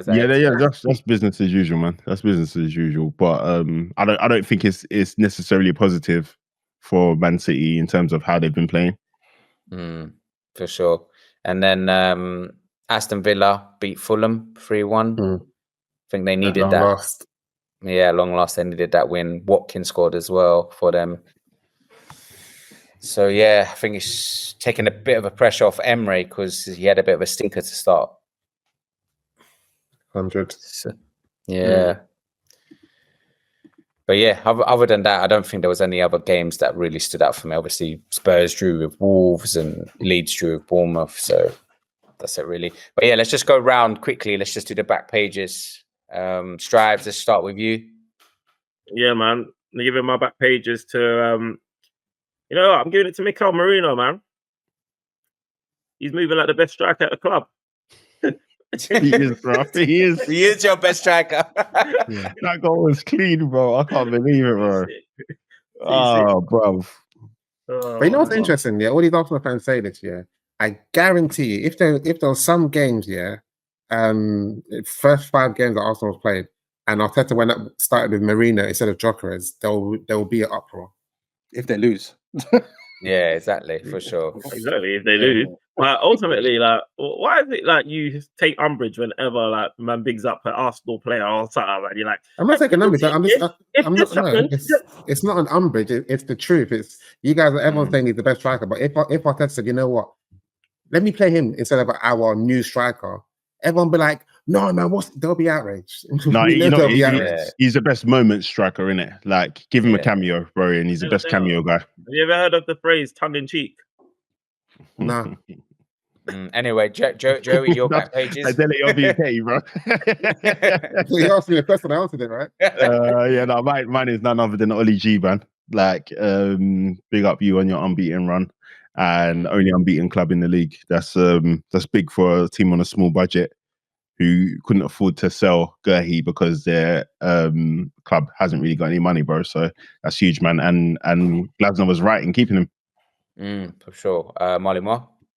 I would have given it to Glasner, but I'm going to go for Julian Alvarez. For Atletico Madrid. He's moving brazy. And I think he's so dope that I think it's important to shine a light on him every now and again because even at City, bruv, he was almost like backup dancer. But he's elite, proper striker, man. He had to be backup dancer to Haaland, though, innit? Yeah, but he actually, I mean, by numbers, certain man tried to say Gabriel Jesus was better than him. Remember that? Name names. Was better than who? No way. Who didn't have Alvarez? Who said that? It was on this pod a couple seasons ago. Did I say that? Marley. Couldn't have been me. Della Strada, baby. Okay. All right. Della, what's your back pages? Jesus. Jesus. Gabriel Jesus. Yeah, HMRC. HMRC, get him. yeah, exactly. Just need to double check. Cool. I'm going to give mine to Danny Welbeck because my man is still scoring goals. What's the goal? Yeah. So at the highest level when people thought he was done. But yeah, he's still cracking on. Shit, Man United should have signed him, innit, after all. Yeah, so I'm thinking, bro, when I saw him score those goals, I'm like, damn, man, we need a striker. But yeah. But anyway, obviously, time's eluding us. Because Mateta's looking solid as well. Well, he's always looking solid, that guy, bro. He's hitting the post for fun now. But yeah, you've been rocking with us, this Podcast Pundits. Obviously, give us a like, give us a follow, Podcast Pundits _ on Insta and on X. And then on TikTok at Podcast Pundits. Obviously, it's been a crazy episode. We tried to keep this one to an hour 30. It's nearly 2 hours, so I hope you enjoyed it. So on this note, we're out.